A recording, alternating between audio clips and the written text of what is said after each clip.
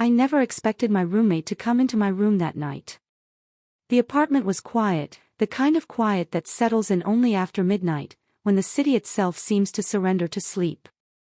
I had fallen into bed early, trying to escape the endless thoughts that swirled in my mind, thoughts about work, about the man I was supposed to love, about the growing emptiness I felt despite being in a relationship that looked perfect from the outside. The sheets clung to my skin as if they were trying to comfort me, but even in the softness of the dark, I felt restless. I remember drifting somewhere between wakefulness and sleep, caught in that fragile haze where dreams begin to take shape. That's when I heard it, the softest creak of the door, so subtle that at first I thought I imagined it. My heart picked up, thumping against my ribs, as if my body knew before my mind did that someone had stepped into the room. I turned slightly, my lashes fluttering open, and saw the silhouette in the doorway. It was him, my roommate. The faint glow from the hallway painted his shoulders in pale light, outlining the lean frame I had tried not to notice for months. He hesitated there for a long moment, and I almost convinced myself he would quietly close the door again. But he didn't. He stepped inside. Something inside me should have protested. I should have spoken, asked him what he was doing, reminded him this wasn't his space. Instead, I lay still, my breath shallow, my pulse racing. The sound of his footsteps across the floor felt deafening in the stillness. Every step pulled me further from sleep and deeper into a strange, unspoken anticipation.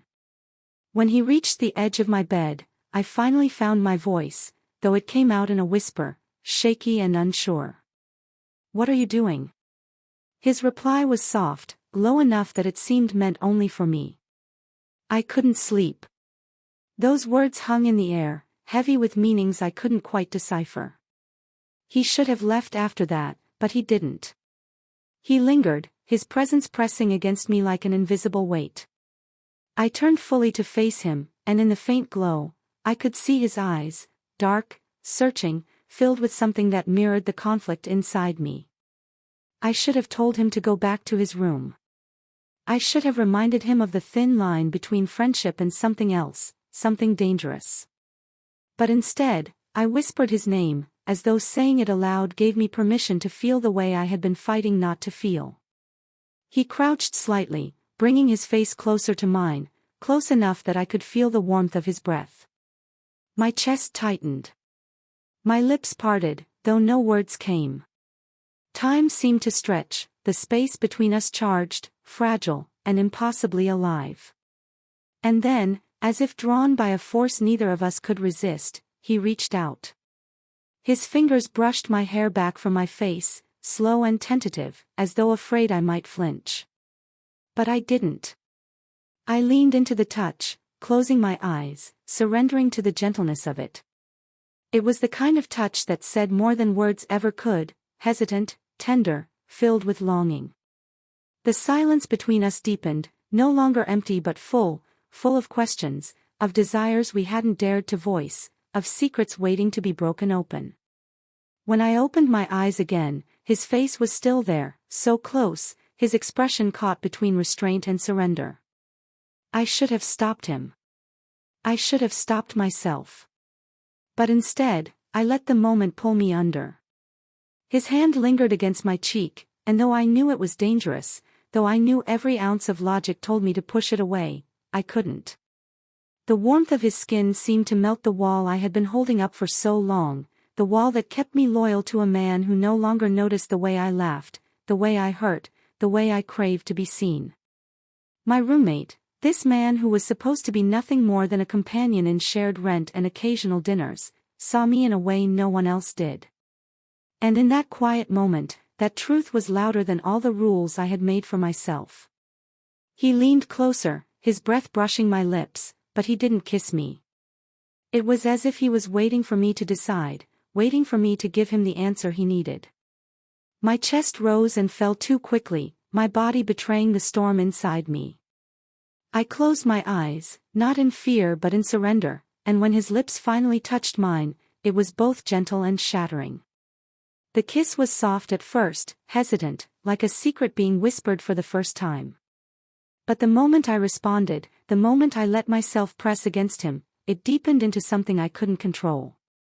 Months of unspoken tension poured into that kiss, months of stolen glances, of late-night conversations that lingered too long, of a chemistry we tried to ignore but could never kill. When he pulled back, just slightly, our foreheads rested together. His voice was unsteady, almost broken.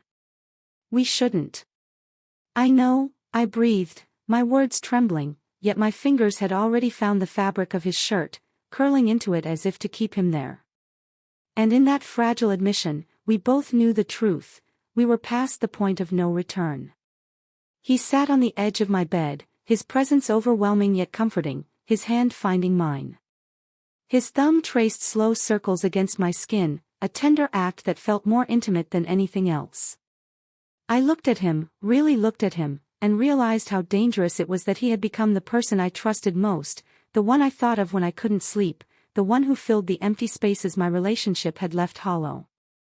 My heart pounded, torn between guilt and desire.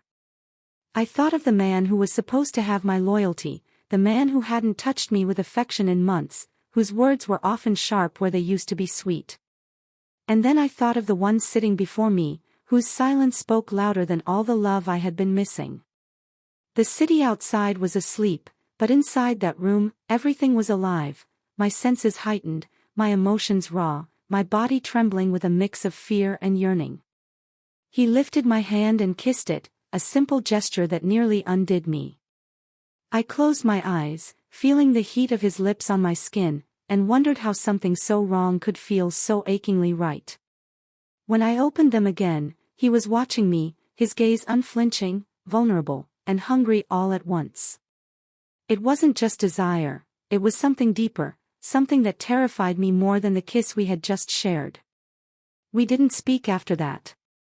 Words would have broken the fragile spell.